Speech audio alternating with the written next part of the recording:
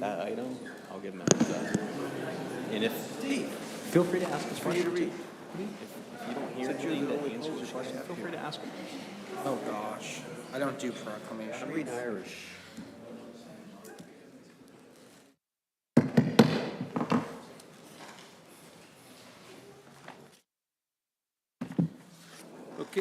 Okay, good evening, everybody. The date is March 2nd, 2026, and the time is 7:02. I hereby call to order the meeting of the City Council of the City of Groveland, Florida. We could please stand for the Pledge of Allegiance led by our Vice Mayor and remain standing for our invocation read by Reverend Kevin Drinka of the Federal Association of Christian Counselors and Therapists and Groveland Free Church. Thank you. I pledge allegiance to the flag of the United States of America and to the republic for which it stands, one nation, under God, indivisible, with liberty.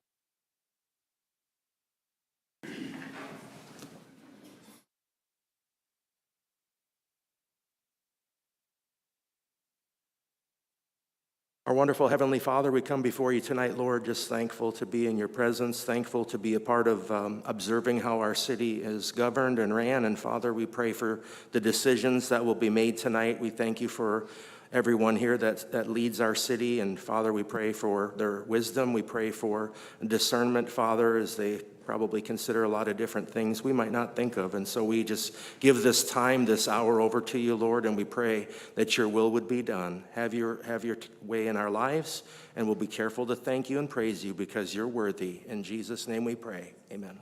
Yeah. Could we just remain standing with our heads bowed and take a 1 minute moment of silence for our soldiers that have passed away in defense of our country this week?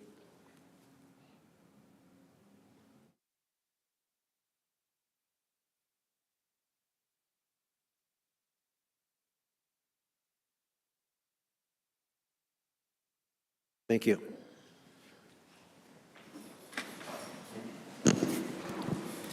Jenny, could you please call the roll? Yes. Mayor Keith Kehoe. Here. Vice Mayor Barbara Gaines. Here. Councilmember Amy Jo Carroll. Here. Councilmember Michael J. Cox. Here. Councilmember Stephen Chilkowski. Here. Interim City Manager Tim Maslow. Here. City Attorney Anita Gerasi Carver. Here. Sergeant at Arms Chief Sean Ramsey. Here. City Clerk Jenny Wright here. Thank you, Jenny. And before we go any further, I'd like to remind council to please talk into the microphone. We have trouble sometimes transcribing the verbiage, and when you turn your head and things sometimes, but you need to be, I'm told, about 3 inches from the microphone to make sure that we hear everything. I appreciate that. Next is proclamations, and our first is Irish American Heritage Month. So whereas in 1776, nearly 300,000 Irish nationals had immigrated to American colonies and played a crucial role in America's war for independence, whereas 5 signers of the Declaration of Independence were of Irish descent and 3 signers were Irish-born, whereas Irish Americans helped to fashion a system of government for our young nation, and whereas 22 presidents have proudly proclaimed their Irish American heritage. And whereas in 1792, Irish-born James Hoban provided the architectural plans for the White House and served as one of the supervising architects of the construction of the Capitol. And whereas Irish-born Commodore John Barry was recognized by the United States Congress in September of 2002 as the first flag officer of the United States Navy, and whereas Commodore John Barry fought the last sea battle of the American Revolution right off the coast of Florida.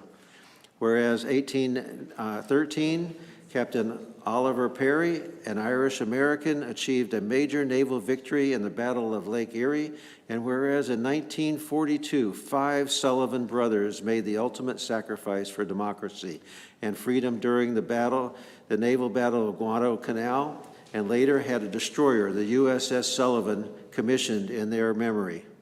And whereas the Irish first came to Spanish La Florida, I think it's called, in the 1500s, first as missionaries, and then as mercenaries, soldiers, and then planters, traders, businessmen, doctors, and administrators.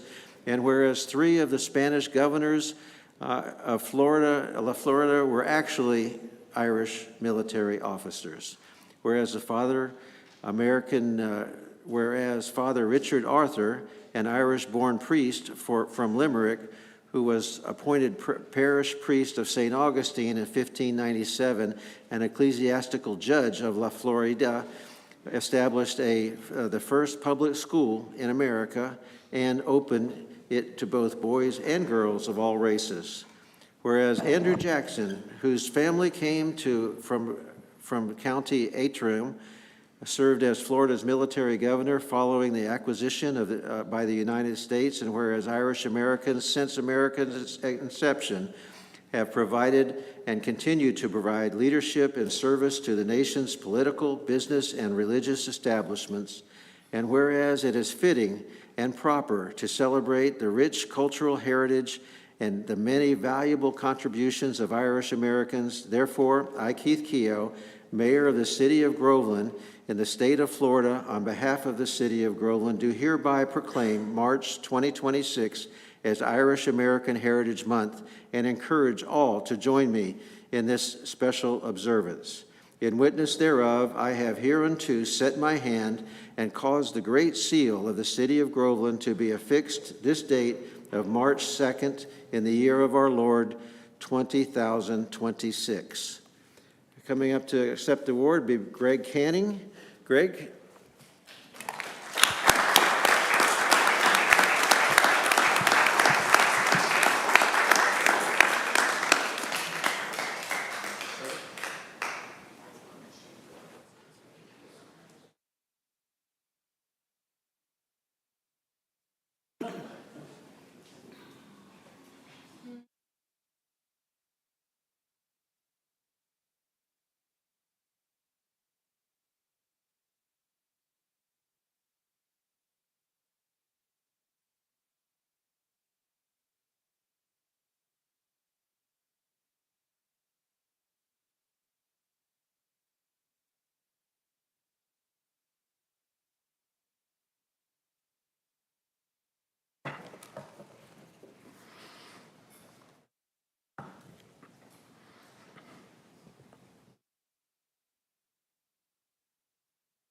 Mayor Keogh, City Commissioners, ladies and gentlemen, Giagrich Tranona, good evening.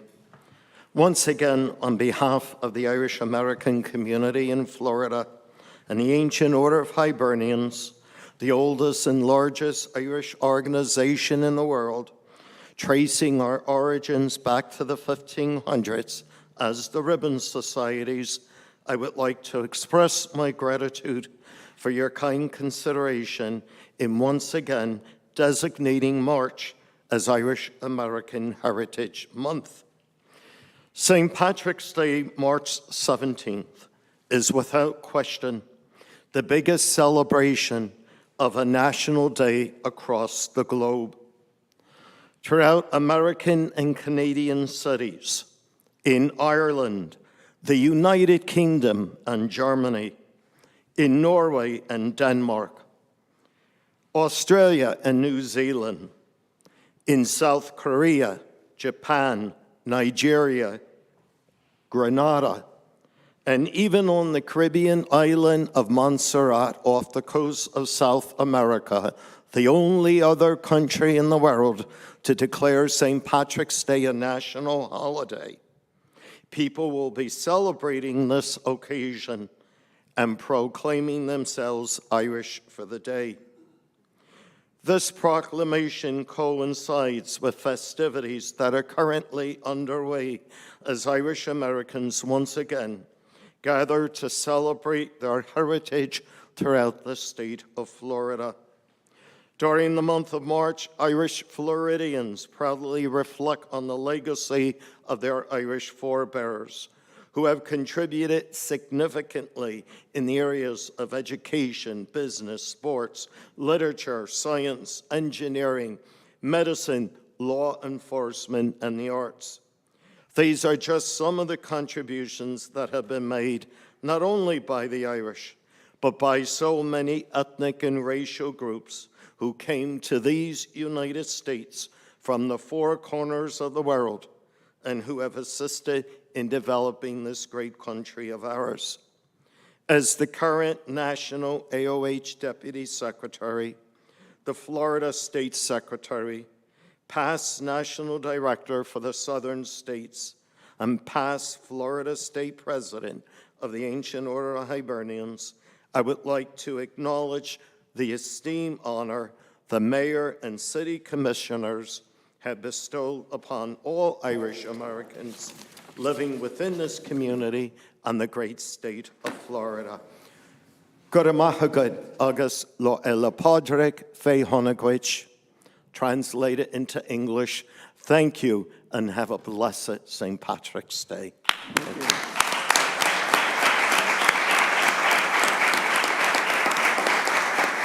Thank you so much. And next up, we have the proclamation for Sister City Agreement with Paviat Atzvak. Paviat Atzvak. With the last name of Shokovsky, the mayor said I should do this one. So, whereas the city of Groveland, Florida recognizes the importance of fostering international understanding, mutual respect, and enduring friendships among communities across the globe, and whereas Groveland enthusiastically views this historic agreement with the Paviak of Otvatsk, Poland, to be a meaningful demonstration of its strategic vision to intentionally interweave diverse people and ideas, fostering natural charm across partners, communities, and whereas it is with great enthusiasm that Groveland and the Paviak of Otsvatsk share a commitment to civic engagement, cultural enrichment, educational advancement, and economic opportunity. And whereas both cities acknowledge that meaningful partnerships between cities strengthen diplomacy at the local level and cultivate goodwill among its citizens. And whereas this sister city relationship will promote collaboration in the areas including youth leadership development, educational exchange, arts and culture, economic innovation, tourism, environmental stewardship, and public service. And whereas the residents of Groveland and Otsvatsk stand to benefit from expanded opportunities for cultural dialogue, educational exchange, and community-to-community engagement. And whereas this partnership reflects our shared belief that global cooperation begins at the local level through trust, curiosity, and sustained relationship building. And this agreement affirms our mutual commitment to encourage educational exchanges among students, educators, and institutions, support cultural and artistic collaboration that celebrates the unique heritage of both communities, shares best practices in governance, public safety, environmental resilience, and civic leadership, foster youth engagement initiatives that cultivate the next generation of global leaders, and strengthen bonds of friendship through ongoing communications and continual learning.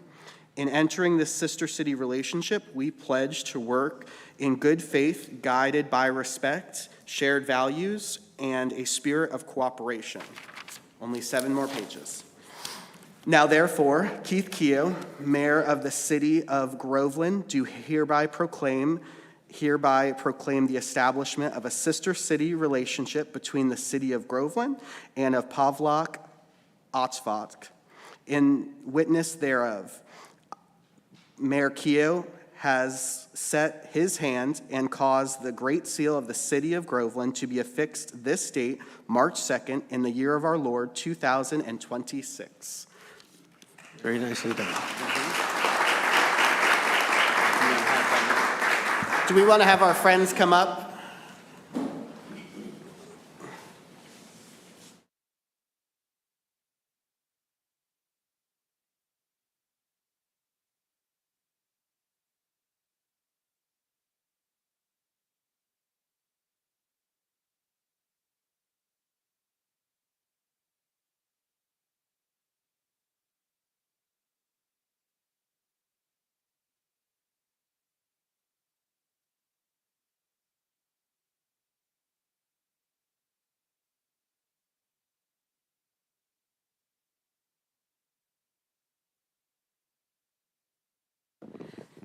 Are there any Polish-speaking people in the audience? No? Okay. Well, then I guess it'll be me. My name is Dr. Mary K. Pajeski, and I represent two organizations. The first one is Igor Orzel Educational and Cultural Exchange, which is a nonprofit 501c3 based here in Groveland, Florida. And I also represent Friends of Poland Trilogy Club, which was just formed this past year, which is hosting a wonderful, together with Igor Orzel, fundraiser, Polish dinner and polka party on March 7th at the Event Center at the Magnolia House at Trilogy. It is open to Groveland residents, and I know we have many Groveland residents attending and many people from out of state. But first of all, I would like to thank the council, especially Mayor Keith Keogh, and especially Ashley Wright, for all the work that has gone in the past 2 years to see this wonderful idea come to fruition. I look forward to you meeting our friends from Poland, from the powiat of Otwocka, and I know you'll be able to all pronounce it after a couple more practices. It's not easy, believe me. And I'll tell you a little story really quick. The first time we went to Poland in 1995, I had only 3 words of Polish. One was woda, for water. And I went down to ask I was volunteering at a camp, and I asked for, and it was 7:30 in the morning, jet lag, and I asked the little ladies in the kitchen for gorąca vodka. And they were, vodka. And I thought it was voda, but anyway. So Polish is not an easy language. So you will have the pleasure of meeting 2 of the representatives of the council who are flying in on Thursday night and will be here and being hosted by our wonderful council members and Mayor Keogh to see the beautiful city with natural charm on Monday and have a wonderful, wonderful experience at the polka party. Their names are Yaroslav, you could call him Yadek, Lech Wałęsa, and also Krystyna Olezinska. So those are our 2 visitors coming from Poland on Thursday. And I know all of you are attending this wonderful party on Saturday night at Trilogy. We're going to polka away in Polonese, and you'll learn some more Polish words.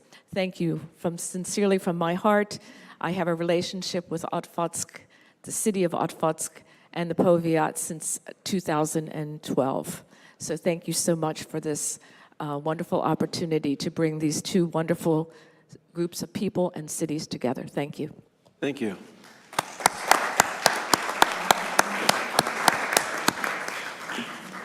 Moving on to the consent agenda. The council, do you have anything on the consent agenda you'd like to be removed to discuss? Ms. Gaines? I would like Resolution 2026-1. I have some questions about that, so I would like that pulled. That's A? Yes, that's A, I'm sorry. Okay. So we'll move A down to new business. Okay, any other? Okay, seeing none, is there anybody in the public that would like something removed?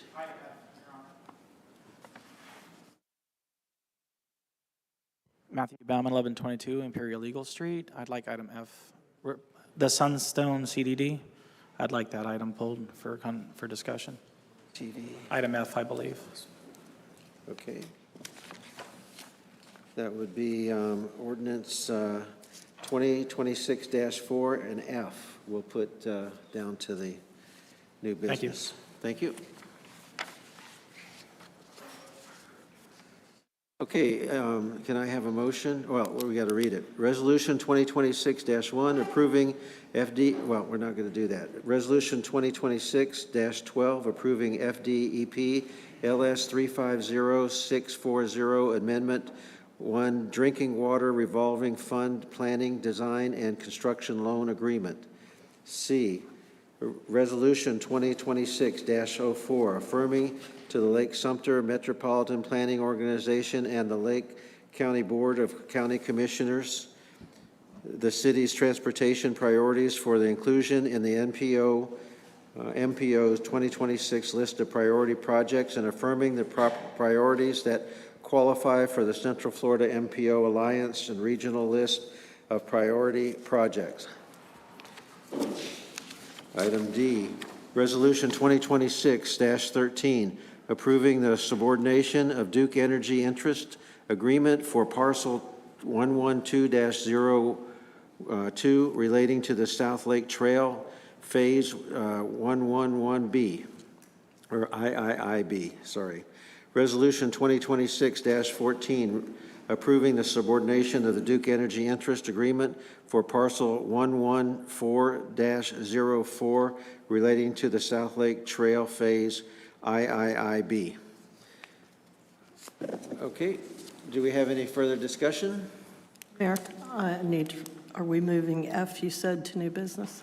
F Is is that going down to correct? new business now. Thank you. Thank you. Yes.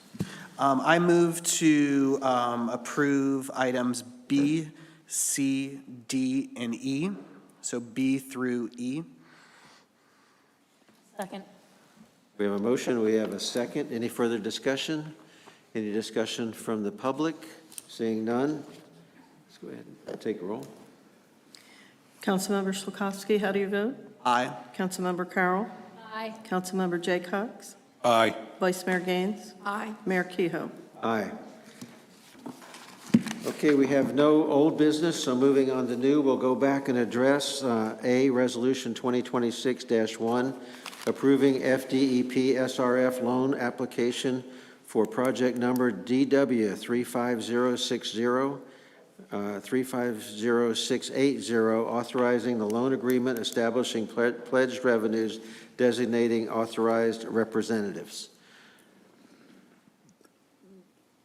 Mr. Fish, do you want to talk, or you want to hear what Ms. Gaines has to say? Okay. Was this SRF, was this resolution submitted by Brenda Toscano? Vice Mayor, Mayor and Council, she did provide the staff report with my assistance. And we of course, are a team. She's our capital projects manager, and I'm over infrastructure. Okay. I would like to know that the SRF oversight affected our flexibility. If the project conditions change, how will that impact the SRF? So this particular resolution is to apply for the loan. So once the application occurs, we would then have to wait through the process for the Florida Department of Environmental Protection to then award the loan, provide a grant and loan agreement to the City Council for approval by resolution. So there's a process at play here. So that's the beginning of the answering of your question. Should the project cost be increased, would we be able to request additional SRF funds? Yes, ma'am, that is part of the process with the State Revolving Fund program through DEP. We had that same issue with our water meter replacement project. As we had additional needs identified, they were kind enough to increase the loan opportunity, and that was approved by council. And my last question is, can you provide us with the risk that might be incurred, or tell us about the risk that might be incurred before we move forward? Yes, ma'am. So at the moment, this resolution doesn't incur any risk. I'll compare it to you can't win the lottery if you don't buy a ticket. So we're going to apply for the grant opportunity. It's a 50% match requirement. So we wanted to be very transparent. That was one of the things when the opportunity was presented originally. We were optimistic how much grant, and then we learned 50%. Okay, well, 50% is better than nothing. I do want to emphasize why this project. Also, we're about to build a new water treatment plant at Villa City Road and US 27. That project is already funded through a grant, 100%, which is very, very rare. That project includes a water main connection down US Highway 27 connecting to our Sunshine plant. The issue is, we have in the utility master plan, we need to connect this new plant to the southern system. And so using Villa City Road right-of-way, we would extend a water main connecting basically to where Cypress Bluff is now. So that was the opportunity identified for the grant. The 50% match, what we've identified is, yes, it would be a very low-interest SRF loan, and I can't confirm exactly the interest rate till we see the grant, or excuse me, the loan agreement, but we have traditionally seen less than 2%, sometimes even less than 1% on some opportunities. So I offer that because rather than burden our existing customers with any kind of payback, yes, rates do come into play with DEP on loans, but we fully intend to do debt service from impact fees because this is really more growth-driven of needing to loop the system because we've grown. So that's why we have this project in front of you and how we would handle the local match. Okay, I guess I'm just old school because I believe that you can't eliminate risk, but you can mitigate risk. And that was the reason for my question as to what risk that the council should be aware of before we go ahead and approve it. And I didn't get that from what you said, TJ. Can you break it down for me one more time, Yes, ma'am. please? Let me add a little bit more information I think will be helpful for all of the council members. The opportunity right now is a grant application. Staff is recommending, let's see if we can get this grant award. If it is awarded, it has to come back to you. And the same question will come up again for approval of that agreement is what's the risk? And so at the moment, the two things that we're awaiting are what will the interest rate be? Because ultimately any loan, and this is full transparency, any loan taken out with the state revolving fund loan program, your existing customers and your rate structure do come into play. But in this particular case, we do not intend to have it paid for out of the operational fund. The payback would be out of your impact fee fund. And technically speaking, you actually hold enough impact fees to match this grant today.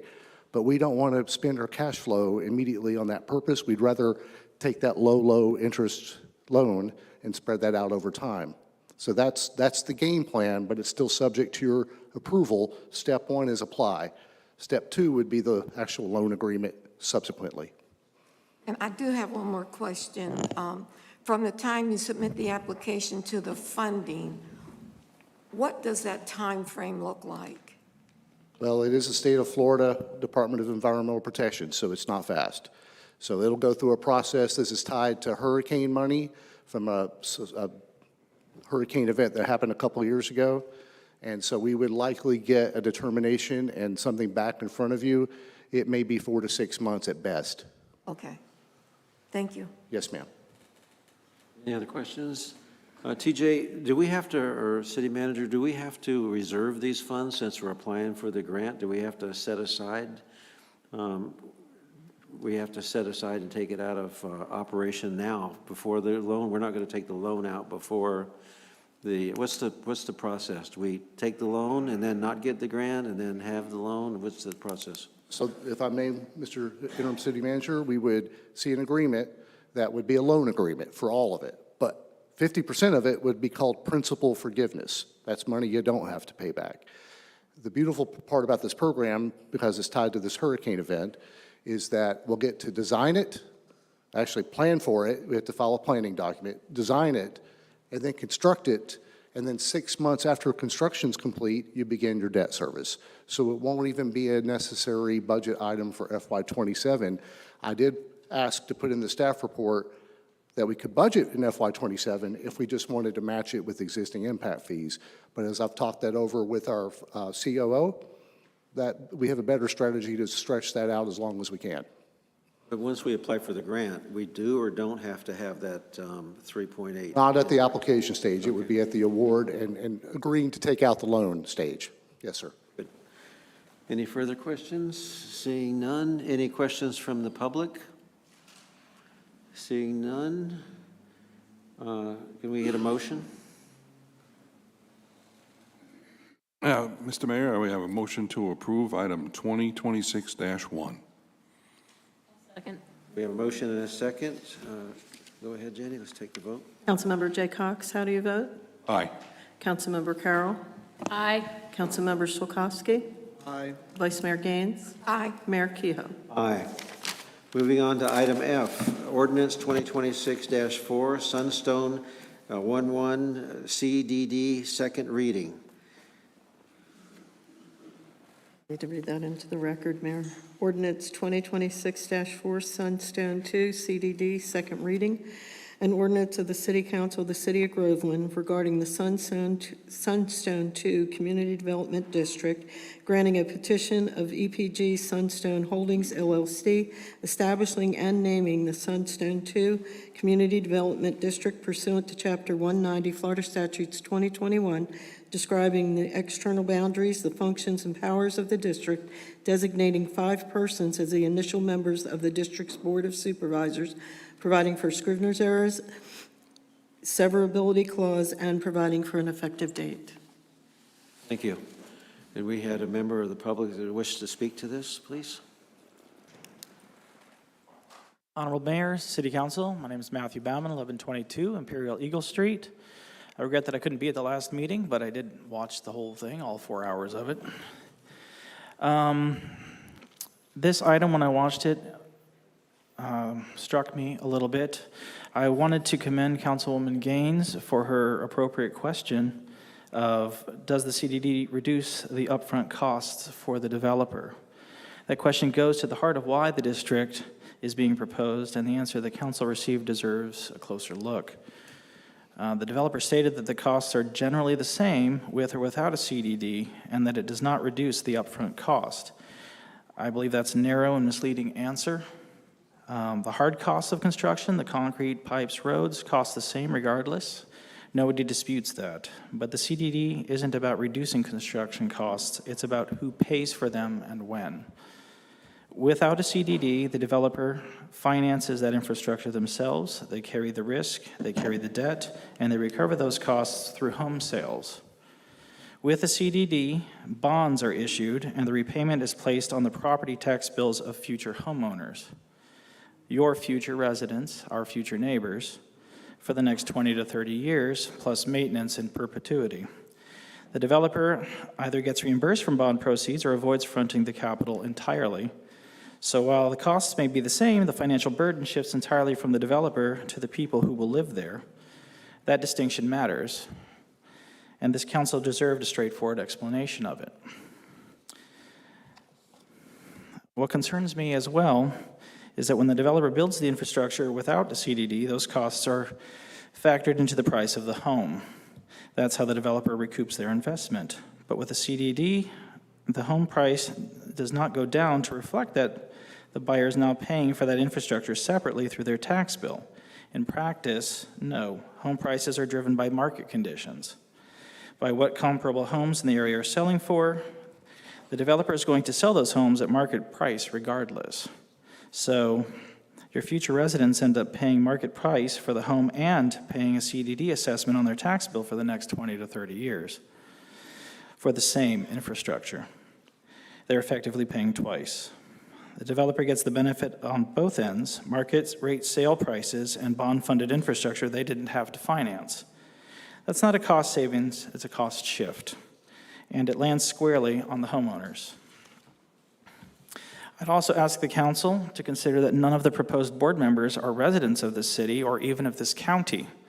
This board will have taxing authority over our citizens and residents, and I'd urge the council to require a clear and accelerated plan for transitioning board control to the people who will actually be paying these assessments. I want to be clear. I understand the pros and cons of the CDDs, and I understand that this council is trying to accomplish ensuring that growth pays for itself and that the future maintenance of new infrastructure doesn't fall on existing taxpayers. That's a legitimate and responsible goal, and I respect that. But the reality is most people do not understand what a CDD is when they buy into one. They see a home they like, they qualify for the mortgage, and they move in. They don't fully grasp that there's a separate government taxing entity attached to their property in perpetuity. Most people already have difficulty understanding what an HOA is and does, and adding another layer of government on top of that is not helpful to the majority of residents. We have also had a history in the town of CDDs that have not made it. I believe Waterside Point was one, and that was eventually dissolved, if I'm correct. Or is it still a CDD? I don't know. I believe Trilogy was also a CDD, if it's not still one. So I would encourage you to look into that. I'm not terribly in favor of CDDs myself, as I think they're used as a financing method for developers to make a larger profit. Thank you. Thank you. Greg, Mr. Lamb, representing the applicant, is here in the audience. I'd recommend that you ask any questions first, and then staff's available should you have any questions on our side. Absolutely. Mr. Lamb? Good evening, Brian Lamb here on behalf of the applicant. More than happy to answer any questions. Say your address, please. Address is 5680 West Cypress Avenue, Tampa, Florida, 33607. Thank you. So more than happy to answer any questions, to address any of the items that have come up regarding the concerns regarding the district. I mean, at the end of the day, the district provides an efficient finance mechanism for that infrastructure as described, the public infrastructure. That's the primary benefit, and then an efficient way to operate it. It does operate separate and aside of an association. The association in this case would have de minimis responsibilities along with a lower annual rate as a result of the district taking care of all of the community operations.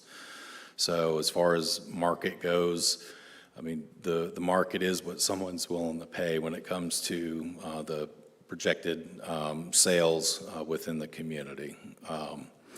The control of the district, I know that came up. One of the items related to the control of the district, there is a process so that those residents and landowners within the district do have the ability to eventually become supervisors or representative of the district. And the way that that's set up is over the course of the first 6 years, you'll have qualified electors or residents taking over seats, with year 8 having control over the district, the majority of the board making those statements and decisions day to day for the constituents within the district.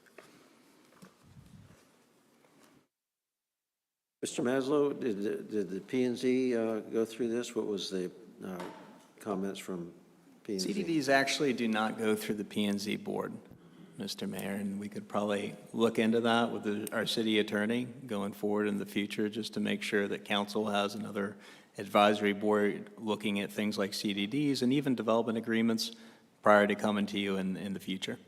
I would, if I have permission, Mr. Mayor, to ask a question, because Mr. Baumann made a comment regarding potential double dipping with the developer, increasing the price of the homes to build in the cost of the infrastructure, and then also having the CDD pay for the infrastructure.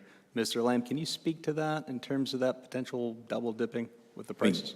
Generally, the developer will sell lots, in this case, sell lots to a builder, and the lots have a market value with or without a district. And those market values are translated into their sales for those lots. So there's not necessarily a double dip regarding that, but there is consideration related to the cost of the lot being sold to the builder on whether there's a district or not, because there's a carry associated with the district, basically debt assessment over time with the bonds that are planned to be issued. And those debt assessments are really set on market rates. When they set market rates through discussions with the underwriter, they take a look at, kind of what the market pass-through rates are of other districts in the area. And generally, when you see a new project going in Florida these days, and it's over 400 or 500 units, it will have a CDD associated with it. If I may, Mr. Mayor. So I understand the homeowners are paying an additional cost through the CDD. They're also paying likely an HOA. How is that disclosed to the potential homeowners as part of the sales process? At the time of sale, the district itself is the last thing in the contract, biggest, boldest block. And the annual amount for the district is disclosed at that time along with the HOA.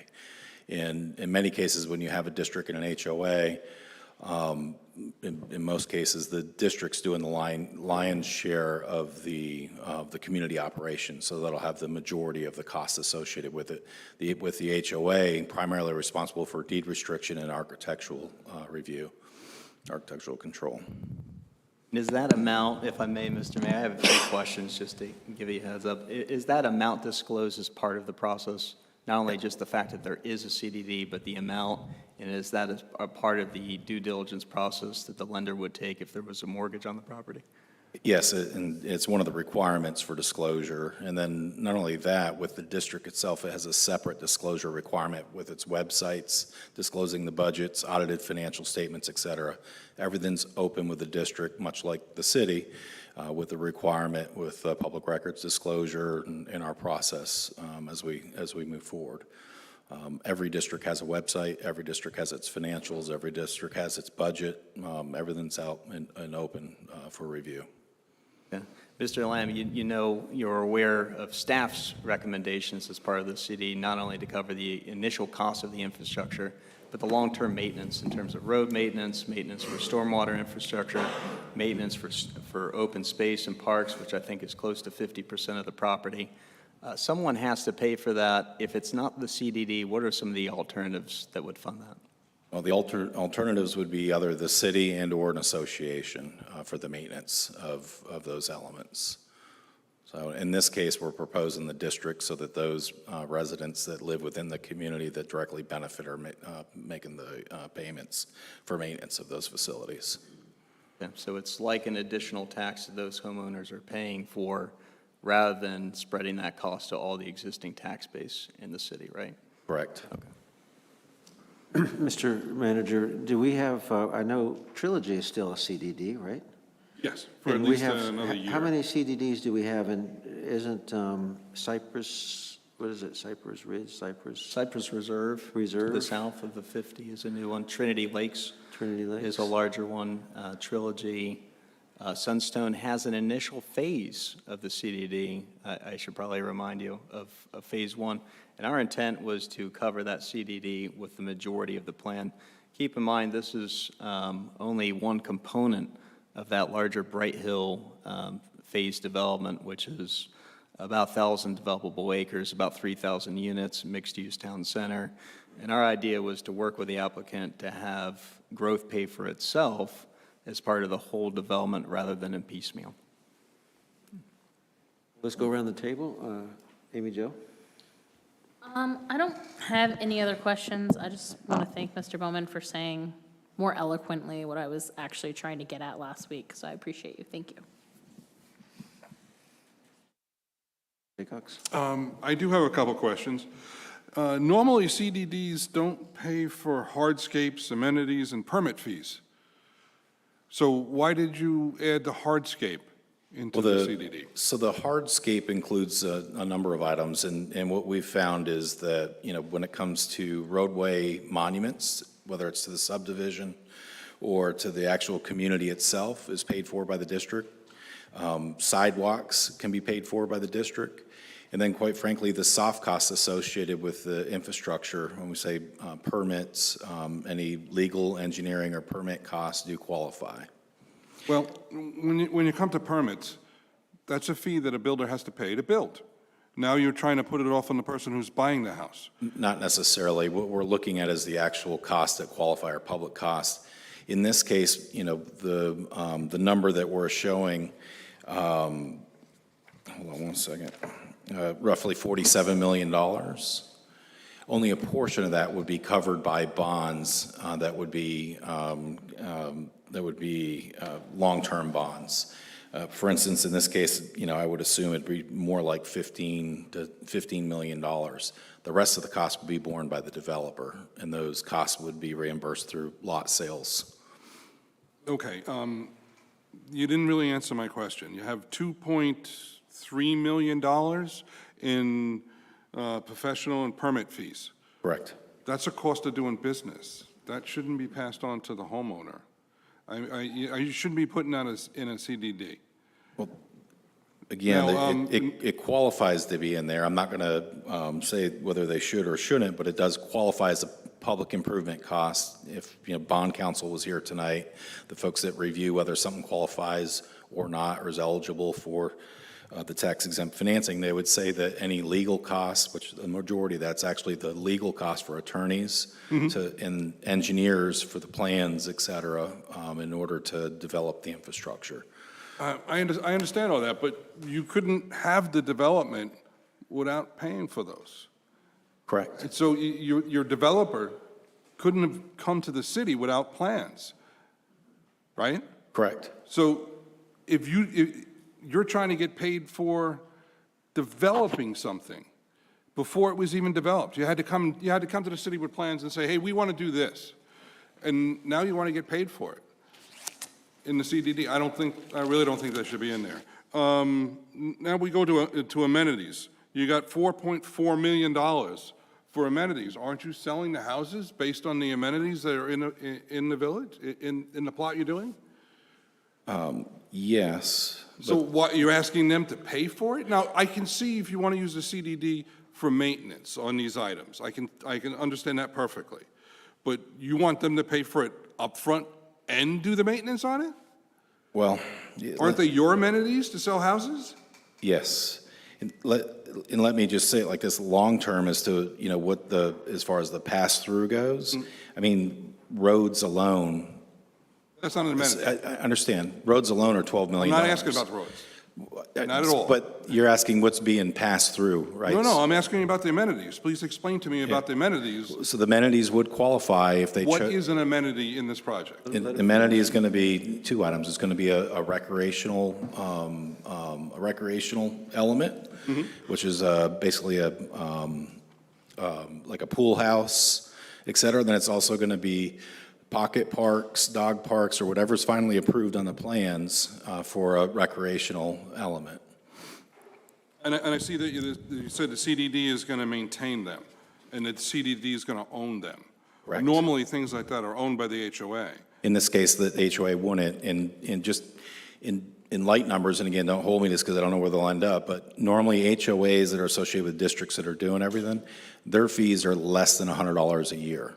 When you have the district, on the other hand, that's where all the operations related to the amenities, the recreations, the street lights, the waterway management, the landscapers, the entry monuments that are lit up, all of those items are in the district. So your lion's share of costs, annual costs, are in the CDD with the HOA over here. And then from a marketing standpoint, at the end of the day, you can only sell what somebody's willing to pay for, correct? There's market information out there that tells you how much the community operation costs are.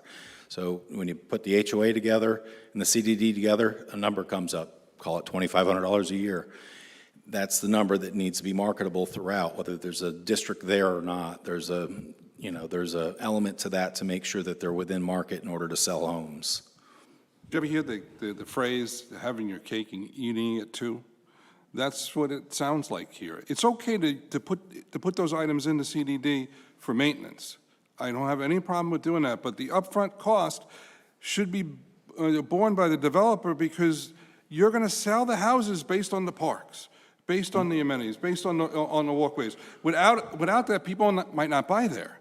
So you're going to sneak that fee into the end. I don't like that particularly. And I understand, and maybe let me help with the perception here. The 37 million or 47 million that's shown here, not all of that is being passed through. It's only a portion, a small portion. What we're saying here is there's $47,450,000 worth of eligible infrastructure. And it's not uncommon for districts to go out and get bonding to do 100% of the public infrastructure, but only pass through a small portion. In this case, and with this developer, it'll only be a small portion of these dollars that'll be financed for long-term benefit. Okay, and then on the next page, you sit there and say the utilities are going to be owned by the city and they're going to be maintained by the city. That's a pass-through to the city. You got off-site improvements, sewer and water. They're going to be owned by the city and they're going to be maintained by the city. So you're passing the cost on to the city for those. off-site improvements in roads. You're going to give those as well to the city, and you're going to have the city maintain those. Where in here does it say that you're going to not charge that $47 million in the CDD? You wrote that as the total. And now you're trying to tell me there's some other total that's going to be in the CDD. Well, why are you moving away from that $47 million? No, there's no other, what I'm saying is the amount that, what we're required to show is the amount of public improvements that qualify, the total amount, which is $47,450,000. Okay, so what are you going to pass through out of that? Out of that, the market might be 12 to 13 million that would get financed. Okay, so you didn't offer that information in this proposal. Yep, and we can, going forward, or we can provide that, but at the end of the day, it's not one of the elements that's required. Generally, we don't get into that, because it could be that there's 12 million that's done for long-term bonds, and they could finance another 20 million for short-term bonds, and that's developer-obligated bonds. But in order to really understand that, you need to know how much actually qualifies overall for both long-term and short-term developer obligation bonds. Okay, you're saying the CDD is never going to end. It's perpetual. It's never going to end. Correct. And now, in your proposal, you didn't tell us how much actually you want to take. Before you come to us, you really have to tell us the number you want, because we're here to protect the citizens who are going to be Groveland residents. And you're not telling us. It could end up to be that whole $47 million, but you're saying it could be a lesser number. I think you really need to come up and back to us with that lesser number before you ask us to vote on this again.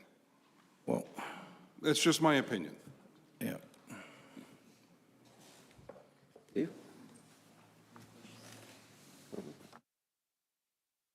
I don't have any questions, just some comments. That the additional cost to the homeowners, they pay the CDD assessment, and then they also pay the City of Groveland's utility and taxes. But when you have the CDD, the CDD can't provide police, utilities, zoning, and permitting, as I understand it. And then with the long-term obligations, once the bond is issued, or bonds are issued, the repayment schedule is locked in for 20 to 30 years, and that keeps the assessments high for the homeowners.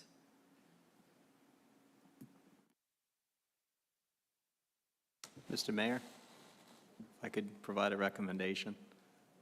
Can I say something first? Of course. Yeah. I think we need a real class on CDDs, because I hear a lot of things floating around. The CDD, it keeps these citizens from having to pay for the new growth, period. I think we need to have a chart that has, if we don't do the CDD, what the cost is to the city to do the parks and all that stuff, and on this side, what it does do, and what it costs the end result. I'm a firm believer in capitalism, you know, and people will pay what they want to pay. But I think that to get a clear understanding of what the CDDs do, and we might want to have some people that are in a CDD here to look at it. But I do think that there's so much confusion right now that we might want to table this until we can get the, exactly what I'm saying, that little class. I don't care whether it's a workshop or at the next meeting, but just to outline the CDDs, and we can use the ones that we already have as examples to see what the outcome is. Would that be acceptable to everybody? Yeah, Mr. Mayor, I'll give you a motion to table this until we get that information. Second. We have a motion and a second. Any further discussion? Did you want to say something, Mr.? Yeah, you stole the words right out of my mouth. Okay. All right, thank you. And any public discussion, further public discussion? Greg Ducey. Did you write? Okay.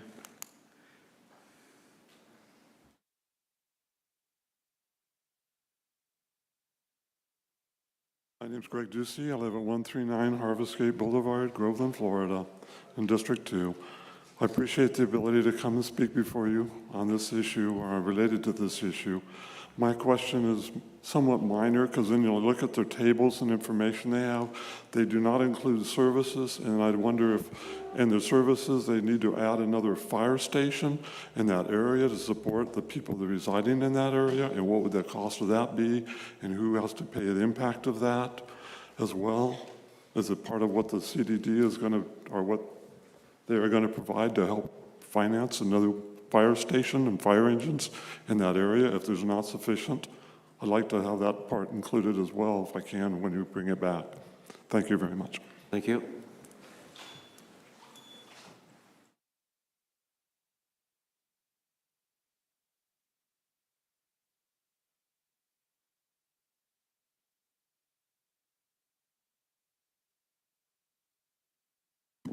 Douglas Favor.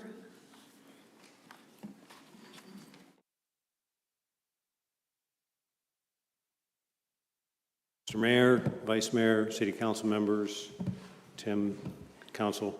Douglas Favor, 432 Long and Winding Road, Groveland. I'm very ill prepared for this, but I can tell you that our daughter, in support of Groveland, she bought in Trinity Lakes with her husband. It's a CDD. And in 1 year, she had to pay $4,000 out of pocket. And her taxes went up by, what is it? Over $2,000 just on property taxes. It's, to me, until we learn more about this, it's just, I just did a quick chat, GPT and Gemini AI. It's really only being done in Florida, and it really just benefits the developers. I think we need to learn a lot more about this because my wife and her husband are going to have to move out of there. They've been priced out of the house. So if you see how many for sale signs are up in Trinity now, this is why. People are getting priced out of their houses because of the CDD. Thank you. Thank you. Any further? No. Go ahead and ask for a motion to table. We have a Do we have a motion on the second? floor. We'll go ahead and take the vote. Councilmember Jay Cox, how do you vote? Aye. Vice Mayor Gaines? Aye. Councilmember Carroll? Aye. Councilmember Szulkowski? Aye. Mayor Kehoe? Aye. So moved. The ongoing new business, consideration of approval for fire assessment institutional properties hardship.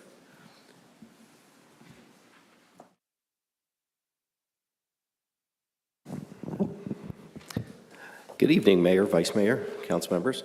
I am before you here tonight because a few months ago I was assigned as the person to not only review, approve, or deny the residential fire assessment hardship applications, but I was also assigned the person to accept and review to bring to you for approval or denial the institutional forms. So over the last few months, we have attained 4 forms or applications for institutional hardship. I first want to apologize. You all probably saw the update that came around 1 or 2 o'clock in the afternoon. Just a quick explanation, if my email did not do it justice, was the total cost was prior to you all on the approved properties approving the 75% initial discount. So the only portion that would actually, if approved tonight, these 4 properties, and we can go through them individually, the total amount that would need to come out of the hardship fund would be a little over $4,000, not $15,000. So that was before the 75% reduction that you all approved for certain properties. Okay? The first application before you would be Hope International. And by the way, I do have representatives. One of the properties, Groveland, First Baptist Church of Groveland, it's actually 2 properties because their church office is not on the same property as the church. So I do have representatives here this evening from each of the 3 organizations, should you need to ask questions from them. Thank you. And we have the 4,000 in the budget? Yes, sir. So to date, we have had 28 approvals, residential approvals. We have had 5 hardship denials. 33 applications in total. And there is remaining out of the $50,000 hardship fund, $41,528.62. I can even narrow it down by district for each of you, if that helps. District 5 was 13 applications that were approved. District 4, 5 applications. District 3, 4, and District 2, 6. And of course, Mayor, they're all in your district. So if those numbers help you, again, we do have Hope International, somebody here from Hope International. We do have a representative from First Baptist Church of Groveland, and also the Federal Association of Christian Counselors and Therapists. I should let you know that I recently, the former city manager did give me approval to meet with Mr. Mark Johnson, who actually reached out to me from the property appraiser's office. There are some corrections that need to be made in their system, so we'll be meeting here to, in the future, try to clear up some of those issues. Because, for instance, the Federation Association of Christian Counselors and Therapists is actually identified as a residential property. And although the fire assessment portion of it is small, it would be different, actually less, if they were actually under institutional. So the county has it not labeled correctly, but we'll Mark Jordan, I'm sorry, we will work on those issues. Would the representatives like to speak? Hope International first.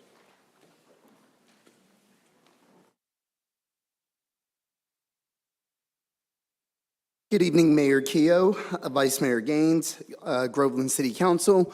My name is Mike Randolph. I'm the proud head of schools for Hope Preparatory Academy and a representative of Hope International Church, 13806 FL 33 Groveland. As the head of school at Hope Preparatory Academy, I want to express my sincere gratitude for the meaningful partnership that we share with Hope International Church. Hope International Church has consistently demonstrated an unwavering commitment to our scholars and families we serve. Through the partnership of athletic uniforms, support for college visits for underserved scholars, and generous investments into programs that broaden our extracurricular and educational opportunities, Hope International have played a vital role in helping our scholars grow academically, socially, and most importantly, spiritually. Many of these experiences would simply not be possible without their faithful support. Granting Hope International's hardship request would be a tremendous blessing, not only to our scholars, but to the church community as well. Their ability to continue to serve and support our scholars directly impacts access to opportunity, mentorship, and life-changing experiences that prepare scholars for future successes. As stated in Galatians 6:9, let us not grow weary in doing good, for at the proper time we will reap a harvest if we do not give up. Hope International Church has faithfully lived out the principle for their service to our community and their continued work to ensure the harvest of our opportunity for our scholars. Thank you for your consideration, and God bless.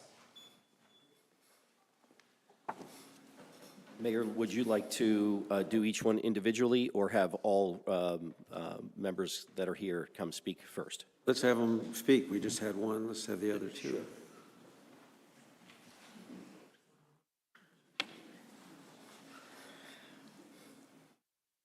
Greetings, Groveland Mayor and Vice Mayor, City Council, and friends. I'm Bill Hurlbert, one of the elders from First Baptist Church in Groveland. Our address, 137 East Cherry Street, and we have our office across the street at 104 East Cherry Street. With me tonight is another elder, Rodney Drawdy. We're actually half a block away. Our church was established here in Groveland 102 years ago this year. It has been our goal to grow and nurture and make fruitful families and residents in the community. In doing this, we teach our parishioners the basic principles of God's Word. We also provide special classes for newlyweds, those fighting various addictions, along with marital counseling, family counseling, etc. Our property at 137 East Cherry Street also provides the city with overflow parking, which they use regularly from the various events from Lake David and, of course, our great Groveland Parade. Some of you may be aware that FBC Groveland, that's our acronym to abbreviate, sponsors a food bank at our church. For many years, we've called this food bank Love Groveland. We provide food every Tuesday evening to those who have needs. Our volunteers package and hand out nutritious food meals for making meals at their home, usually in excess of 5,000 pounds a week. Matter of fact, this year we've started out at 6,000 pounds a week. In 2004, we did 7,500 families total. We received the Governor DeSantis Award for Faith and Community Board Initiative Award. We trust the City Council values our church and all its great volunteers as we seek to grow our community together and continue to do our part in meeting some of the deep needs of our fine community. It's because of our various ministries to this great community we feel we should be 100% exempt from this tax. And if you have questions, I'd be more than happy to answer them. Rodney's here, he can help answer questions. Thank you. Mayor, my apologies. I have somebody else from Hope International that would like to speak before I move on to the Federation of Christian Counselors. Good evening, Mayor and Vice Mayor and City Council members. My name is Sharnae Daniels. I'm one of the associate pastors at Hope International Church. I also serve as the assistant principal at Hope Preparatory Academy and as one of the teachers at Hope Preparatory Academy. So I'm just here to speak up for Hope International Church in particular regarding this hardship finance. And first of all, we just want to say thank you, number one, for being so kind and gracious to grant us the 75% relief that you all allotted to us to relieve some of the stress of this particular payment. And I just wanted to stress that Hope International Church is a nonprofit organization, as you know, that is heavily involved with the community, and that we are currently in the middle of a building program that would benefit further the community with our wellness center. And we would like to request that you would allow us to have 100% exemption from this particular hardship payment due to the fact that we are continuing to put forth efforts within our community to build up the community, to help our citizens of the community, and to meet those needs both spiritually, educationally, and physically. Thank you. And Mayor, next I'll ask Kevin Drinka from Federation of Christian Counselors. Thank you so much, and good evening, esteemed city leaders. Reverend Kevin Drinka. I'm an administrator for the Federal Association of Christian Counselors and Therapists, which is located about 2 blocks south of here on Main Avenue. In that building also is housed GFC Counseling. What FACT does is it's a Christian licensing and certification entity that helps to strengthen and undergird many ministries around the United States, but our national headquarters was just right here in Groveland. And we were founded back in 1993 with about 30 original founders. The other thing about our building, like I said, is GFC Counseling is located in there, and that was founded in 1990. And our founder and director, Dr. Nussbaumer, is still at the helm. He's going to be 88 years old in just a couple months, but he's still the driving the ship. But I am being groomed to take over when the Lord calls him home. So we serve our community by offering different resources for those that are domestic violence victims. We minister to people with offering marriage counseling, shoplifting courses. We do a lot of stuff that's court-ordered. So yes, the clients are mandated to come and see us. No, they're not happy to be there, but we try to make the best of it. And so we do our very best, our 4 counselors with GFC counseling to minister to their needs. If we can't help them, we try to refer them out to some other place that we are partnered with. But any and all relief you could bring our way would be much appreciated as we want to continue marching forward, doing the good work that we have for so long. So thank you for your consideration. Thank you. Okay, Mayor, at this point, I'll leave it to your direction and how you'd like to proceed from here, but those are the applicants. Again, First Baptist Church of Groveland has 2 properties, just to remind you, and I do have the breakdown of cost associated by each facility. Yes, could we hear that, please? Yes. Put my glasses on. So Hope International, again, after the 75% discount, their fire assessment portion would be $2,690. First Baptist Church of Groveland office would be, after the 75% discount, would be $67.25. First Baptist Church of Groveland, the actual church, would be $1,076. And then the Federal Association of Christian Counselors and Therapists would be $326.06. Thank you for that. Yes, sir. So to proceed, we'll go around, and if you want to ask any questions of any one of the people, just say so, and we're going to start with you, Mr. J. Cox. The Hope International, that's, how many buildings is included in this? I believe there's 9 buildings total. Yeah, so your ask is a little higher because you have multiple buildings. Okay, that was my only question. Amy Jo? No questions. I read the applications and the letters, and thank you for getting those in timely, and that's it. I have no further questions. Let's open it for public input. Do we have any? We have no public input, so. This is a consent item, right? It's not a resolution or anything like that? Yep, consideration, consent. Consent. Okay, well, I have my consent. We do need a motion and a second to approve. A motion to approve all 4 Applicants? applications. Yeah. Okay, we have a motion and a second. Barbara seconded. Let's go ahead and take the, any further discussion? Let's go ahead and take the roll, please. Councilmember J. Cox, how do you vote? Aye. Councilmember Carroll? Aye. Councilmember Schulkowski? Aye. Vice Mayor Gaines? Aye. Mayor Kehoe? Aye. Thank you very much, Chief. Mayor, Vice Mayor, council members, thank you. Next on the agenda, consideration of approval, Resolution 2026-10, Lake Deacon Development Agreement. Mr. Maslow, who's here? Mr. Mayor, I'm happy to provide a brief presentation for this item. I just kindly ask IT to pull up the slides for Lake Deacon.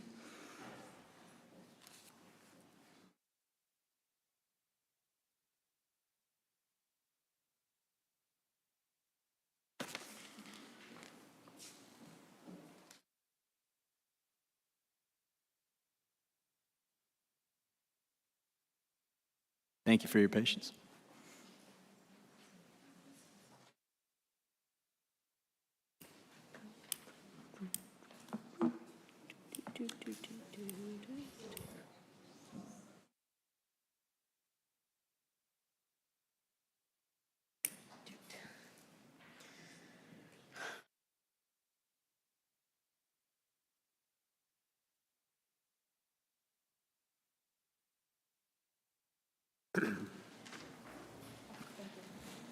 Thank you again for your patience, and thanks for IT for bringing up those slides.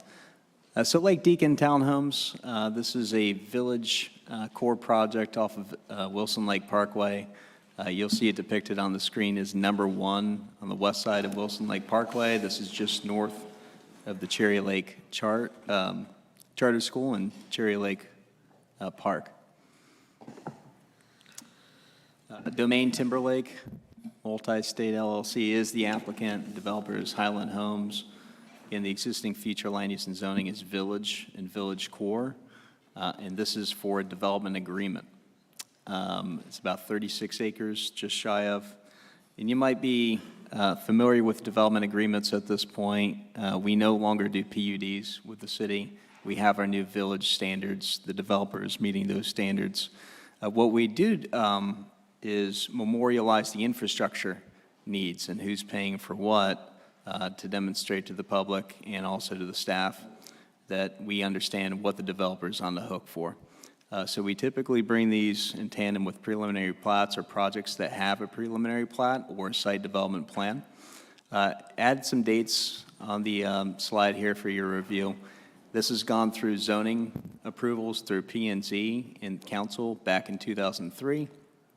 It went through the preliminary plat approval process, again through P&Z and through council in 2024.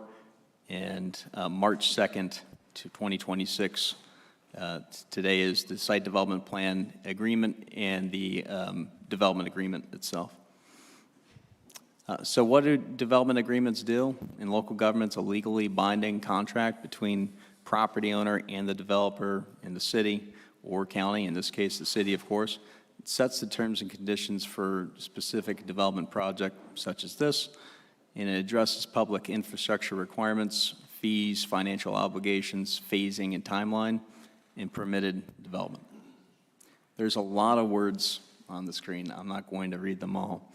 But what this depicts is infrastructure improvements that the developer is required to do for roadway improvements. Most of these are decel and turning lane access improvements on Wilson Lake Parkway and West Libby Road.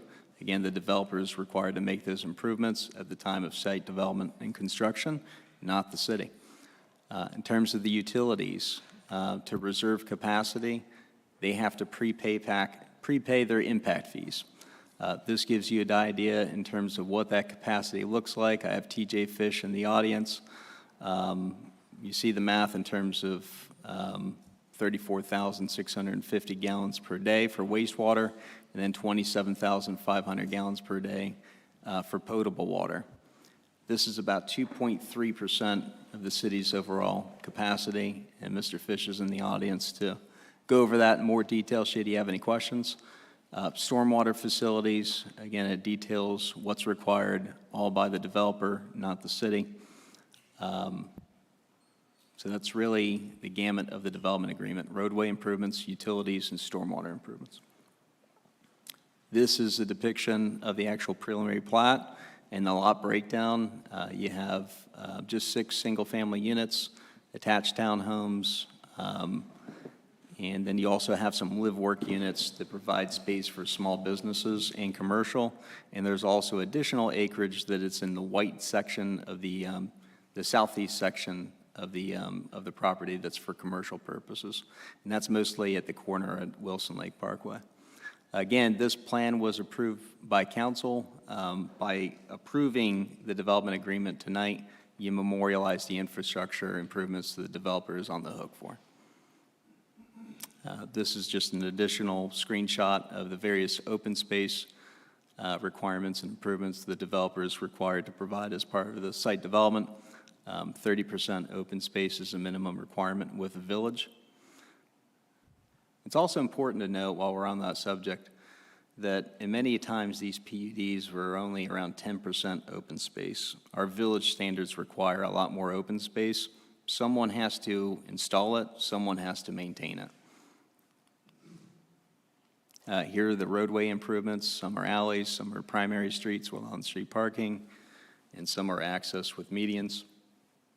What we also did is located the majority of the live-work units closer to where that on-street parking is, just to give the customers closer access for parking. And staff's recommendation is to approve the development agreement. I also have TJ Fish, should you have any questions in terms of utility capacity. I have one. Do we have them? Are we able to do it? We have the capacity?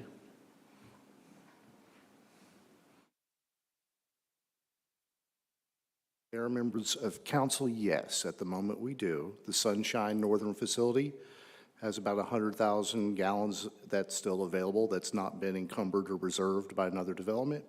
So this project has actually gone through preliminary plat, construction plan review. they're ready to build. So from that standpoint, that's why we structured the agreement. Now, I will say there's a couple other residential developments that need development agreements. I don't know I can give you that same answer next time. Okay, Amy Jo, do you have any questions? So does the development agreement reserve that capacity all automatically, or do they have to prepay, or does it not get reserved until they prepay those impact fees? A wonderful question. Councilmember Carroll brings up a great one. There's a distinction between a reservation, which the development agreement reserves. It's not encumbered, which means completely tied up till they pay for it. They have 1 year to pay for it. Otherwise, it goes back into the pot. Yeah, thank you. So this is approximately, give or take, 35 acres, right? And from the diagram, I saw 110. Is that 110 townhomes?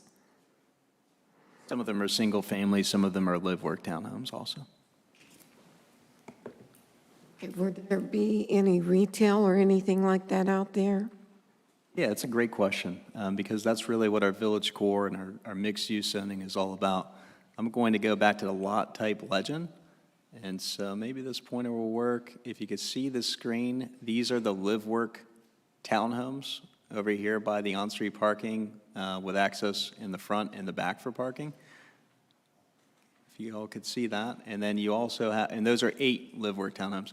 It's also adjacent to where the commercial space will be. And if you are asking what a live-work townhome is, it's typically either a 2 or 3-story townhome. You have residential at the top, but it's just enough space for a small business. Could be an attorney, could be something of that nature where it's a low impact but provides a neighborhood type service. And there's been conversations of different uses such as daycare and things that can provide services to the adjacent residents, especially close to the school, and give opportunities for small businesses. So again, just in summary, it's the space at the southeast corner in white, and then the live-work townhomes just above it. Okay, thank you.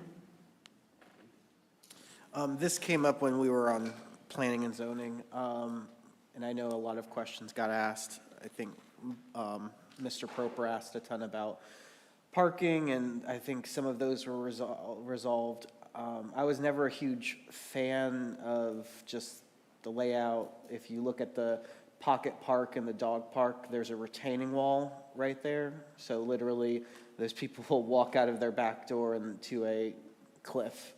But those, I know our staff has done everything they could to resolve as many issues as possible.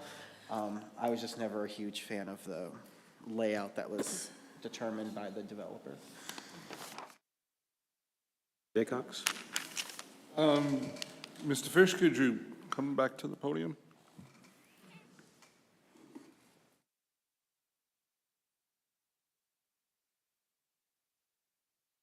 Do you know of how many commercial projects or retail projects could use that 100,000 gallons to move forward? By taking 34,000 gallons out of the 100 left, you might eliminate a commercial or retail project. How many retail projects or commercial projects do we have going on up there? That's a great question, Mayor, council members. Councilmember Jay Cox brings up exactly why we have a concurrency system with reservations, because we have Ford Commerce Park and commercial opportunities that we're protecting. So we've got some reservation already built in to that. So when I spoke of what they would be consuming, it's separate from what we're holding aside at this time. Okay, so you're holding aside water reservations, sewer reservations for the solar plant that we just found out about? We are holding aside, water is a different issue that since we're building the new water treatment plant, that resolves our concerns for the foreseeable future, I would say generationally at this point. It's wastewater that we're being very protective of. The Sunshine Plant is at 60% today as far as actual flows, but reservations and encumbrances, it's pushing us more into the 75 to 80%, and that's why we're holding the 100,000 separate. Okay, so you actually put 100,000 to the side for residential. That's why I made, yes, sir, that's why I made the comment earlier. If another development agreement in the northern part of the city comes forward before we have any additional capacity in the north, it goes back to your exact question, are we taking it away from industrial, commercial opportunities? Okay, thank you very much, TJ. Yes, sir. I think, TJ, you're being a little modest, or you're just trying to keep something in your back pocket. He's got a pipe that goes from the expanded plant here, which will increase our capacity here by about 75%, is that right, when it's done? Yeah, the city redirecting flows to the north for a while, help us finish the Sampy southern plant. So, yeah. We can manage it between the two. Is Yes, that sir. right? So he's got a safety valve to come, to be able to push things to different plants, since it's Yeah, a but that's very going to good. take like 10 years to put that in, right? How long is it going to take to connect? No, It's already in? It's already in. Oh, okay, never mind. Yeah. For a negotiation with Hanover as part of the Trinity Lakes development to have the developer install that improvement that the city benefits from. And they continue to pay our wastewater impact fees to help us take care of that. So, and I will also say, not every city of our size has two plants, so it is a unique situation of managing the capacity, Mr. Mayor. I knew you were just holding that back in your back pocket. Thank you. The retail, we've had problems with approving these town centers and things, and they were designed so that we would have retail in here that would keep people from getting on the roads, right? Right. And so is that retail going to be built at the same time as this was a discussion back before. Are they going to hold that off until they get their all these 100 in, or are we going to have that retail up and running when the rest of the townhomes are in? Yes, Mr. Mayor, good question. The property is actively listed, and I understand the developer is trying to sell that to a commercial builder right away. So we don't know. I'm sorry? We don't know if it's going to be done, or we're not holding our feet to the fire on that? There's not a requirement where we could hold back building permits for the residential component while waiting for the commercial, if that's your question. We currently don't have that. Okay. All right, any further discussion, any public input? Bob Proper. Good evening, Bob Proper, 395 Catherine Lane. I'm not necessarily here to speak for or against Lake Deacon, but I do want to make some general comments that's related to this. I've been working for quite some time to try to bring commercial properties and businesses and restaurants and et cetera into the city. And I have a concern, and I'm not going to say that we have a problem. I'm going to state that I have a concern. Basically, if I give 2 ERUs to a house, let's say, and that's a measurement for utility rates, I may get $3,500 in taxes. If I apply those same ERUs to a commercial property, I may get $40,000 or $50,000 or more, perhaps. And we've got issues. We know we're working on them. I've actually decided I'm going to try to get a little bit more involved in understanding our plants and designs and all these different things. But my biggest concern is we do have retail projects that yes, I'm not personally involved in them from a development standpoint, but I am involved in them from a community standpoint. And I'm very concerned that we're giving away our usage to somebody. I don't know when they're going to build these homes, but we're going to be creating additional houses without being able to provide utilities for retail and commercial applications. I think it's prudent for us to look at our tax structure. We've got impact fees that we're going to be collecting from these commercial projects as well. And I think that we need to understand, and I would guess I'm just saying, I'd like to ask you to exercise some caution. I don't have the answer, and I'm not here to speak for or against Lake Deacon. It's mainly, let's make sure we understand what we're doing. I know one example is the project south of the new regional park. You know, they've already committed, and there's 700 and something homes down there. Well, those impacts are already affecting the retail development that is on 50. And we're reserving this, and of course, they're going to prepay them because they're being paid for at a certain rate right now. Those rates are probably going to go up. We may even hear some questions about that or some comments on that soon.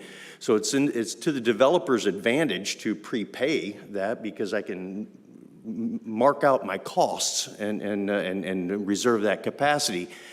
But I don't believe that requires them any timelines for building. Now, that could be, I could be mistaken on that. I know some development agreements do have timeframes to it. But I just want to make sure that we're being cautious. We need taxes in this city, and I hate to say that, but we do, right? I mean, we need more money coming into the coffers. And I think it would be to our advantage to make sure that we're offsetting properly the amount, or appropriately maybe, no, properly, the commercial aspects to the residential. I think, candidly, my personal opinion, this is not a professional opinion, my personal opinion is we have plenty of houses. You know, the commercial's wanting to come, but we're not getting there. We're not getting there, we're not getting there. And our tax base is significantly better on the commercial side of life. So again, not here to speak against this particular project, but I would ask us to make sure that we know what we're voting on and make sure that we understand completely the impacts, where this water and utilities are, the utilities are being used, and make sure that we're getting the most bang for our buck, literally. Thank you. Thank you. Perfect timing. That's all. That's all the questions? Okay, we have consideration for approval. The design's already been approved. We can't do anything with that. This is for the memorializing the infrastructure. So I'd ask for a motion. A motion to approve 2026-10? Do you have a second? Second. We have a motion and a second. Any further discussion? Seeing none? Councilmember Jay Cox, how do you vote? Yay.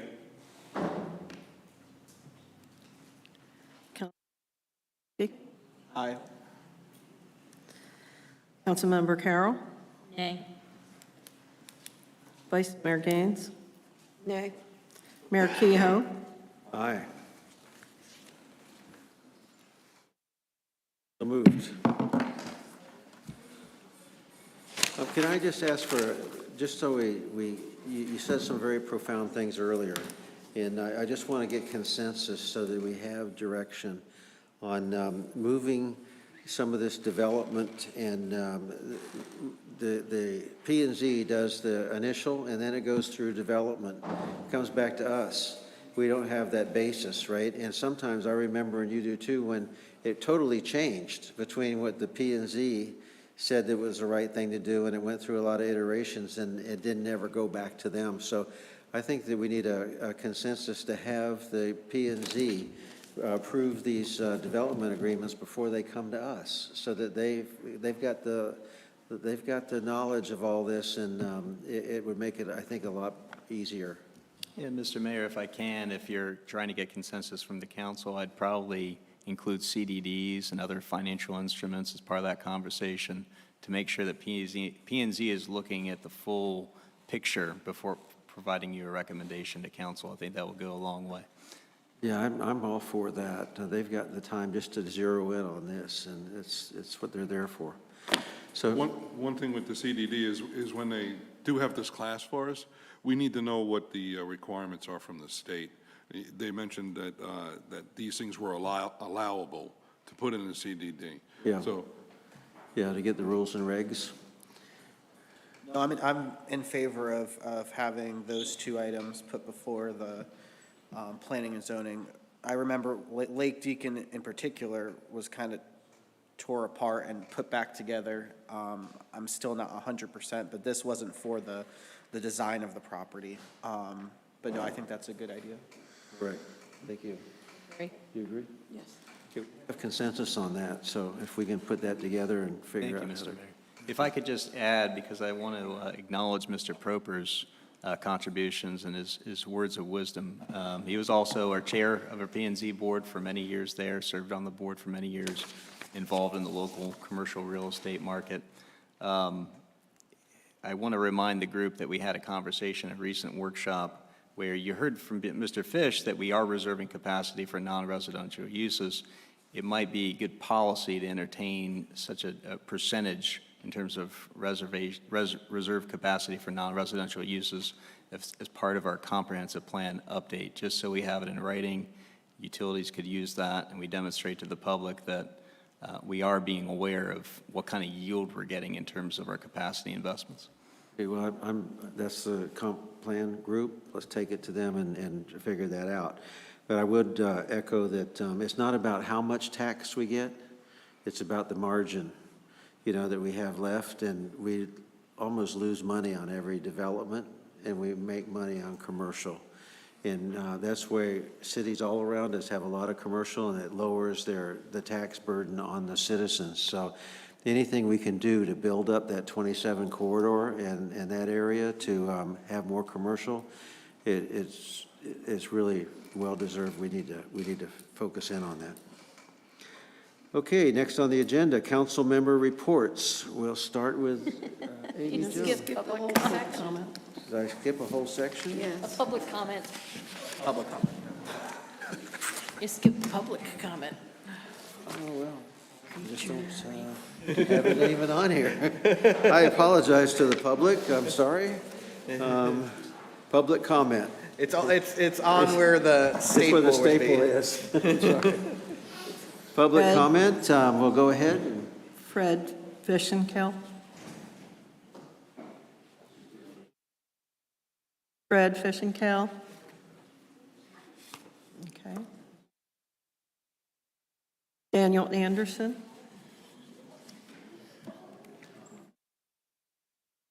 Good evening, Honorable Mayor, Vice Mayor, and Council. For the record, my name is Dan Anderson of 230 Silver Maple Road. Our naturally charming city is currently in critical growth mode. If we do not manage it properly, it will devolve into crisis growth mode, in which we will find ourselves behaving reactively. We need to be able to continue to manage our city proactively. We took another step in the right direction earlier this evening with the approval of the SRF loan application. To my mind, the single biggest issue facing us is that of achieving and sustaining concurrency. Concurrency is having the needed infrastructure in place to accommodate growth when it occurs. Along with that, we need to have an up-to-date financial plan in place to pay for the infrastructure, with growth paying its full and fair share of capacity expansion costs. In less than 2 months, if we are still on schedule, the city will be issuing the draft evaluation and appraisal report for review. That report is statutorily mandated for the required updating of our comprehensive plan. As I have stated previously to various members of city government, our existing comprehensive plan is primarily qualitative and is sorely lacking in quantitative information in the form of tables and graphs. We all know the saying, a picture is worth 1,000 words. My fervent hope is that the evaluation and appraisal report will have tables and graphs showing projected growth in service area population, projected growth in both water and wastewater system connections and demands, and capacity utilization of existing and planned infrastructure. The 2024 utilities rate and connection fee study performed by Raftellus identified the needed increases in rates through fiscal year 2028. I recently participated in a meeting with key city staff members, 2 of whom I had not previously met. To prepare for our meeting, I reviewed the Raftellus rate study. One of the recommendations of that study was that the city have the study updated during the first few years after adoption of the new rates to assess how we are tracking. In reviewing cash flow projections in the outer fiscal years of the rate study, a decrease in the ending balances of some funds created, in my mind, the need for the update recommended in the study in the near future. it is my strong recommendation to you this evening that you authorize Raftellus to use the existing rate model in conjunction with the tables that I previously mentioned as the basis for updating the utility system financial plan. The financial plan, which would not be as detailed as a rate study, would identify any overall increases in rates and connection fees needed annually for a 10-year period, using a full decade as a planning horizon instead of the standard 5-year period used for rate studies will give us the longer-term perspective we need. Thank you. Thank you.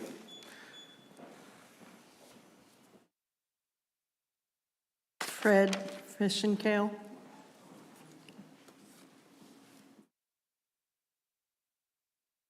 Sorry, I missed the first call. Council, I know many times your people come to you with complaints and arguments and stuff like that. I just would like to say that on Martin Luther King's holiday at 8 o'clock, people from the stormwater sewer department came out to Waterside Point to service our vacuum system, which is a headache probably for this city. And on that day, it was raining hard. 8 o'clock in the morning, I had to call because I was getting backed up sewer. And I called and they said, you know what, we have guys on site. You should be able to see them in the neighborhood and we'll put your name on the list. I went outside and right across the street, my neighbor was working, his was out. And you know the Dr. Rick commercials with the guys standing around, you know, well, that's how we were, looking at the sewer guys saying, well, he's got sewer problems, eh? You know, those guys were there at 8 o'clock in the morning trying to fix the air compressor to help our system. That rain came down so hard, and those guys stayed working. At about 1:30 in the afternoon, I told the wife, you know, they're still working across the street. They're working there over there. We're on the list. We'll just go visit, and you know, hopefully we didn't have to use the bathroom or nothing. So we came back home, and they were on my front lawn. And my house has a V where the water drains to the street, right over the manhole that they had to work in. They literally was laying on their stomach, working down into the manhole, trying to fix my vacuum pump or the valve. And they were there, and once they got it, they got another one, and it wasn't working properly. They could have easily just walked away and said, you know what, this will get you through the night. But no, the supervisor on the site went back to the shop, started rebuilding them, came back that night and fixed my manhole, which me and my partner neighbor got our sewers running. While they were finishing up, and this was after 11 o'clock, I heard the supervisor yell to one of the guys, go down the house, you know, right around the corner. It's whistling. We got a leak there. We got to get it. And then the one guy goes, man, I really would love to go home, but he goes, I can't leave, you know? And they stayed, I don't know how late that night, but that's dedication in your department, and you guys ought to appreciate the people that you got working for you. You got a good team. That's what I wanted to say. Thank you. So much for that. Thank you. Matthew Bauman. Matthew Bauman, 1122 Imperial Eagle Street. Honorable Mayor and City Council. I was just curious where we stand with the train station and the developer's offer to donate that property to the city, if we've made any progress with that, where we stand, because I really find that to be an incredible offer by the developer. I realize we're trying to save money. However, we don't have a lot of iconic Groveland history left, especially from the earlier period of our town. And I know for longer than I've been here, people have been trying to get that donated to the town for preservation. So I was just curious if we'd made any progress or where we stand on that. I think we have progress. We've really needed to get the contract settled because we don't know what restored means. There may be a chance to do it in phases because we have the old train station and then there's a new part. And I've asked the committee to, one, make sure that they can tell us what that has to be, what it's going to be when it grows up. And two, we've asked to get the word with the Avalon people, what does it mean when it says restored? Because if it's the whole thing, and they're not going to do all the other stuff around it for another 3 years, it probably doesn't make sense. But doing the old train station and getting the roof fixed and all that, we just have to understand what that means so that we can move forward. And I understand that they had proposed extending the train station to its original size, or the original extended size. But I do believe there are grants available too that the city could pursue if it owned the property, which we can't pursue while it's still maintained by the developer. So I was just trying to save some time, because I know that things move slowly, and I was just, I would encourage the town to do it, that's all. Matthew, you can help me, because we can't get a grant until we know what it is, and we needed to say, this is what it's going to be, so we need that. Okay. I'm just encouraging the town to pursue it. Yeah. Mr. Mayor, if I may on that subject, just as a reminder to the group, and I know Mr. Baumann also serves on the CRA board, this will be an agenda item, an action item on the Tree Depot to get recommendations in terms of next steps with deeding the property, and also looking at an incremental approach to financing the improvements. So look forward to having that conversation at your March CRA board meeting. Well, Matthew, one thing that we can talk about now, I think, without having a problem as public, is the question, if we just go ahead and fix the roof, if we can stop the degradation, does that qualify for us to go ahead and get some of that property so that we can continue on? Those are the conversations that we need to have, because we do have money set aside for that train station from the city, and how best to use that and get the property and get it, get it in our control is good. But to do the whole roof and everything and still not be considered restored, then we can't get the property. So we need to understand how that works. Next. Chris Walker. Okay. Thanks, Helfrich.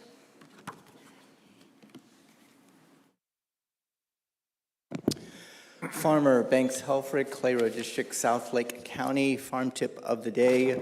It is March, and it's time to put the spring crops into the ground, such as watermelon, cucumbers, squashes, peppers, eggplants, beans, peas, and yes, Mayor, you can put corn in if you dare grow corn. Mayor, council, distinguished guests, the ways and means of bringing services and goods to the customer by corporations, businesses, solo entrepreneurs is capitalism. Capitalism is what grows wealth. Many of us grew up here in the United States, and we have that opportunity to grow wealth. Many of us who have moved here as immigrants and become citizens do just that. Capitalism has what sparked the American dream. We can take that wealth and we can invest it in cars, motorcycles, businesses, cryptocurrency, also the market, the stock market, gold and silver as well. However, one thing capitalism does not bring is happiness. Psychologists have found that happiness comes from the connections we have with each other, the connections we have with our pets, the connections we have with nature. So how do we create these connections? Service. Our political representation, like yourselves, is considered to be service. Our military, they serve our country and our Constitution. Men and women of the cloth serve their flock. And service always begins by showing up.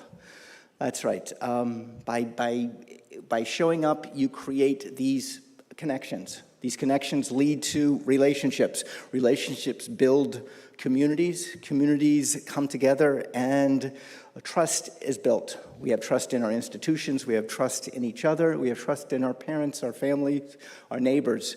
And this trust blossoms into happiness. And it always begins by showing up. Being at that Thanksgiving giveaway, ladling the gravy to those who are hungry, working for or volunteering for Love Groveland, showing up at that ribbon cutting or that groundbreaking event. what I'm doing right now, showing up every month and speaking to you all, creating a connection, creating a community, creating trust. And it always begins by merely showing up. I am Farmer Banks Helfrich, advocate for South Lake County, candidate for State House District 25. May you all be blessed. Thank you for allowing me to speak. Thank you. Dan Eastridge.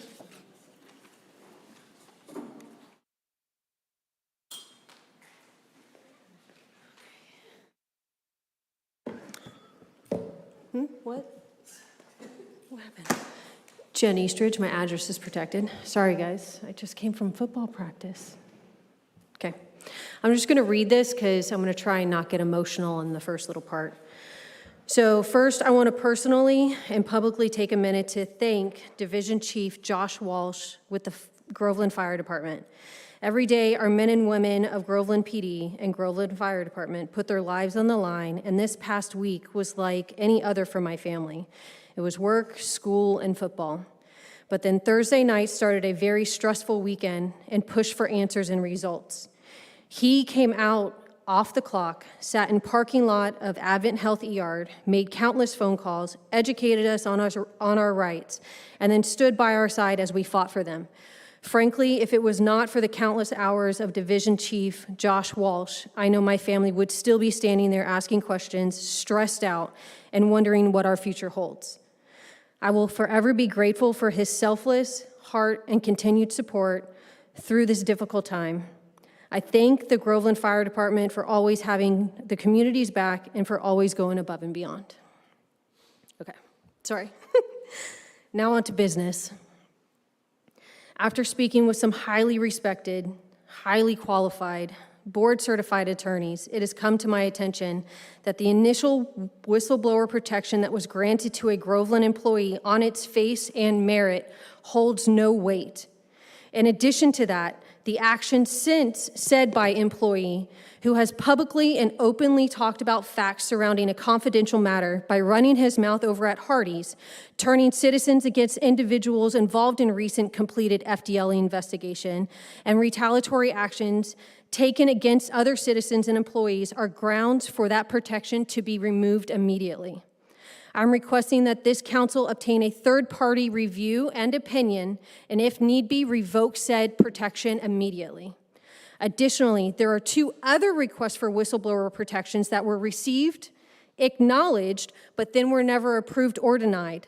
Since those requests, actions against one of the spouses can be viewed as retaliatory, and I'm asking that this council go ahead and have an investigation into those actions to determine if any wrongdoing has been done, and if need be, restore that spouse's duties and responsibilities immediately. Lastly, and this is to the mayor and to the citizens of Groveland, a lot is about to come out. I know there has been a lot of talk and a lot of questions surrounding rumors started by the previously mentioned employee. And as soon as I receive the complete packet from the FDLE, I will be happy to share everything up to and include the 2 sworn statements from the decorated law enforcement officers, emails to and from, and all supporting documentation. At that point, I'll be happy to answer any questions, any and all questions. Thank you. Thank you. That concludes. Now we'll go to council reports. Amy Jo. All right. I've got a few things here. So I attended a neighborhood huddle. I'll let somebody else talk about it, though, because it was their neighborhood huddle. I went to the FDOT open house to talk about the bypass. It's going to be starting soon. We had 2 workshops since the last meeting. I attended the talent show that the Groveland Historical Society had, and then I want to extend our thanks to both Division Chief Josh Walsh and to our utility team for demonstrating heart, which is one of our core values. And so I think they all deserve that shout out. Thank you. Thank you. Vice Mayor. Kudos to the fire department, and we can't say enough about what public service does for the city of Groveland, for all the public service. I attended the Mascot Black History event, which was, I think, a major success. The huddle we had, it was my huddle in District 3, but we had it in Amy Jo's district. So, so thank you, Amy Jo. And on Saturday, I attended the One Love concert. I have been contacted by the developer or the president of the Builders Club for the Kiwanis. The Builders Club, if you're not familiar with it, is a group of young men who also are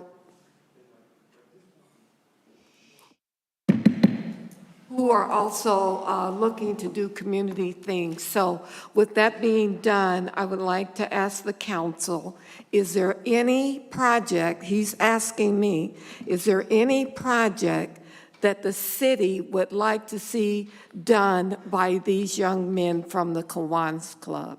They're wanna all build a about pool? service. Do they want to build a pool?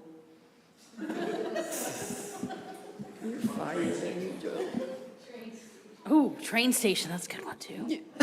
Train station might be an avenue. Also, we have several facilities that we use that don't have facilities, like the football field, where we don't have bathrooms, and there are some real necessities around that it would be a small project, but a great project, especially when I look at the last set of bathrooms we did over here, and they were almost $300,000.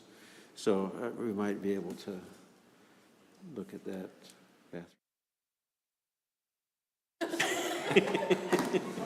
We're not sure what type of projects you're looking for. Clearly, there was a miscommunication Up here. for Listen. building something small. Listen, do they have plumbing skills? I'm just trying to wrap my head around it. Residential area, yeah, we got plumbing over there. Do they have to have construction? This is not the South Lake Habitat for Humanities group. Do you have an alternative, Mayor? Well, you can have outhouses probably that require no. Give us a minute to think on it. Yeah. Okay. We'll get back to you, table it. Oh, my goodness. Okay, that's it. Steve? Some of the things that I know we were working on in previous workshops, maybe to get back onto an agenda in the future, it's not urgent, but I know that we were talking about the Kroger money and other funds that we had, and we were going to brainstorm as a group, what infrastructure projects we wanted those to go to, if we wanted them to go a portion to an emergency fund for a hurricane, if we wanted to go to the train station. So I don't think it has to be on the next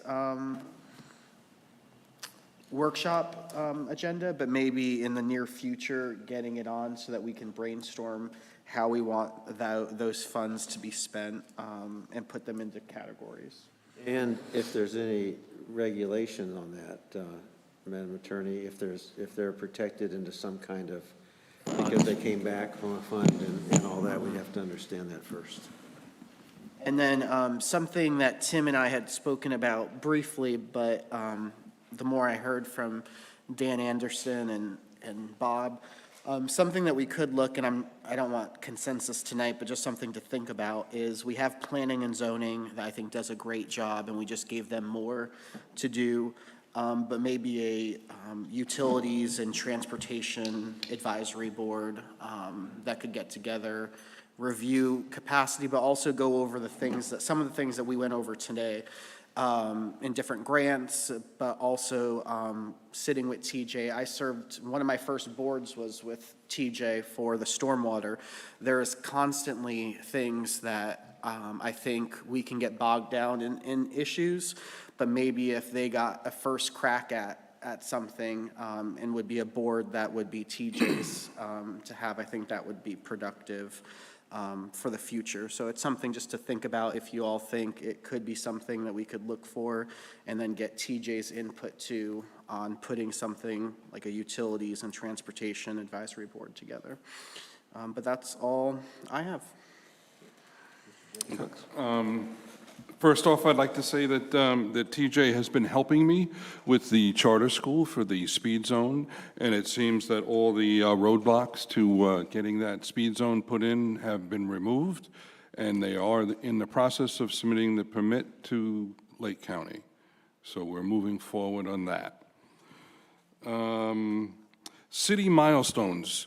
The connection between the two sewer plants, that was a milestone. It came and went, and some of us heard and some of us didn't. We need to pay attention to the milestones and, get them introduced and tell the public that we had this milestone happen. Okay, Tip? Okay. Let's see. I'm a firm believer of CDDs because the city doesn't have the money or the financing to finance water plants and sewer plants for every developer. So I believe in CDDs, but I don't think that the developers should be pushing off costs to the residents who are going to be in that CDD for things that they're supposed to do. In the Lake Deacon development agreement, it says that the developer shall design, permit, and construct at their own cost. What happened to that in the Suntone one? We really need to go back and look at to see what happened with that one. Let's see. I believe, Tim, that per the charter, that when the impact fees are determined for any project, even if they've reserved them previously, the impact fees are determined on the date that the permit is issued. So if there's a difference between the impact fee when they got their agreement to hold on to the reserve and what it was that day, they get charged the extra? Delta. Okay, so it was mentioned that the impact fees were set back all the way to these years. They're not. They're up to the present impact fees. Let's see. We need to streamline commercial and retail construction in Groveland. We need to figure out some way to do that. So I'm looking for a consensus to instruct our city manager to figure out a way of streamlining that we can get more commercial and retail businesses up and running as quick as possible. I do know there's some in the process of permitting. I don't know why most of them are held up. I do know why one is, because of a traffic light. We have to sit there and say, do we want to forego those taxes to wait on a traffic light that sooner or later the state will put in because it's on their road? We need to get those taxes in. Just look at what Florida is doing, the state of Florida. They're voting on cutting property taxes, our lifeblood. But commercial and retail, they're not going to get cut. Only homestead taxes are going to get cut. So we need more retail and commercial. We don't need more homes. Let's see. The Ethics Committee. When are we going to start the Ethics Committee? I think we should have an operational meeting so they can speak with themselves and come up with a chair and get their meeting started. That was an important thing. So who gets that done? Is that you, Tim? I'll work with our city attorney and city clerk and provide you all with an update and an effort to get that started. Okay, thank you very much. Let's see, last thing I have is I'd like to ask the city manager to investigate that one-time fee at Trinity Lakes for the CDD and find out why it was so much. Was it an emergency repair or something like that? That was a one-time thing, or is this going to happen again? I'd hate to have people have to move out because, a CDD is going wild somewhere, I agree that's worth investigating and providing that information when we go over the CDD educational component for the northern properties for sure. Okay, my last thing is I'm asking to be excused from the April 20th meeting. I have a prior family trip on that date, so I appreciate you all nodding your head and giving me that excuse to miss that meeting. Thank you very much. Put this on the road. We'll miss you greatly. You can come with me if you want. We can just totally move it. I don't get to go on vacation. Thank you very much. Okay, everybody's covered everything, I think, except the Why don't we get with TJ on the traffic light? There's a lot of reasons for that, and one of them is concurrency. The amount of traffic that those two restaurants will put in there drives us over the limit. So we can't put the restaurants in until the traffic light's there. We're working with them to make sure that if we have to help them out a little bit, we will. But TJ's working on that very, very hard. And since everything else has been covered, I just want to give a shameless plug, if it's okay. Put on your calendar October 10th.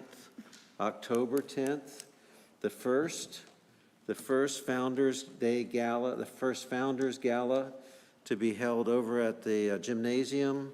It's going to be like the Oscars, the biggest party east of Los Angeles. It's like the Oscars, okay? And there's a 4-course meal, there's jazz band, and it's themed around the 1920s because that's when we were founded. It's going to be a 1920s theme. It'll be an outstanding party, and all the money that we raise, where it's going to go, not all the money, the profits that come out goes to the Faith, or now it's called the Neighborhood Center for their new building, the Neighborhood Center up here for their new building. So please mark it on. I don't see anybody's pencils out. Please mark it on your calendar, October 10th. Be there or be square. I'm not going to write it down with pencils. They have phones. That, It goes in your phone calendar. No, but nobody uses a pencil calendar. I don't see phones up then. Should I say that? Okay. All right. Next, we have the city manager report. Yes, Mr. Mayor, members of the council, I actually prepared some remarks, so I'll read through this. Mayor and council, today we met with senior staff to outline a focused 90-day plan centered on financial health, organizational alignment, and long-term policy integration. Our 3 primary deliverables will be an updated organizational chart, a recommended fiscal year 27 budget, and an updated comprehensive plan. We are conducting a detailed financial review, and I want to commend Michelle and the team for stepping in just in the last few weeks. What they've done is really incredible. On the sheet, which is still vetted, this is a full snapshot in terms of all the city's debts for both the city's general fund and the city's utility fund. So again, just to reiterate that, to make sure it's in the record, I want to commend Michelle and her team. We're looking at a detailed financial snapshot of all the city's debts for both utility fund and general fund. Look forward to, after we vet this further, to share that with council, and make sure that's shared with the public as well. It's important because as we look at things like the city's bond capacity, our credit rating, our debt service to income ratio is really key. Just if you looked at a business, looked at a household, we want to make sure that we know that percentage for the city operations and make sure that our council has that memorized as we do. Additionally, we'll be focusing a lot on capital improvements this next fiscal year budget. A lot of our time was spent looking at line for line. That was a worthy activity in terms of sharpening our pencils and making sure that our budget was structurally balanced in terms of reoccurring revenues and reoccurring expenses. We want to build off of that, but spend a lot more time with the council in terms of the CIP. Our capital improvements element in our comprehensive plan hasn't been updated since, I think, 2012 or 2014. We owe it to our residents in terms of prioritization of various utility, roadway, parks improvements to make sure that we have a plan that follows the strategic plan. Also advancing recruitment for key leadership. I know you had the Thursday workshop in terms of city management. Also, there's a position posted for finance director / CFO and also communications director. Again, we're casting a wide net, and we want to make sure that we get the best candidates for our review. In addition, we'll integrate the comprehensive plan with the strategic plan. I get a lot of questions in terms of how the plans are different. The comprehensive plan is a legally binding document. It's required by the state.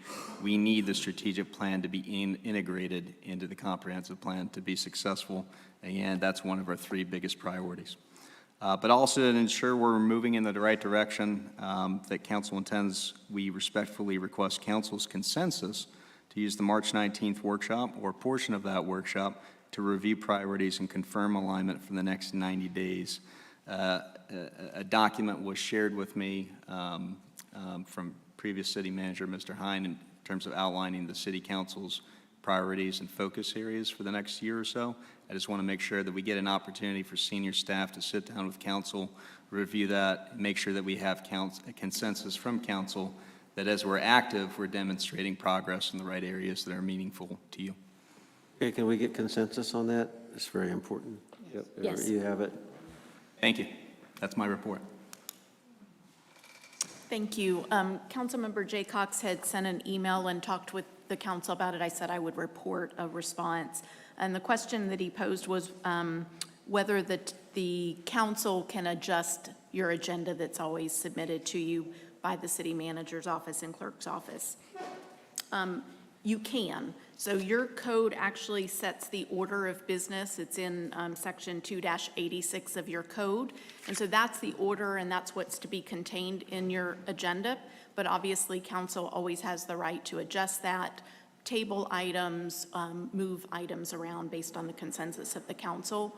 One thing I would say is the case law that he points to, it's back from 1973. It's still good law, but we have since that time had many statutes that have gotten adopted relating to development projects and imposed deadlines for us to bring items forward.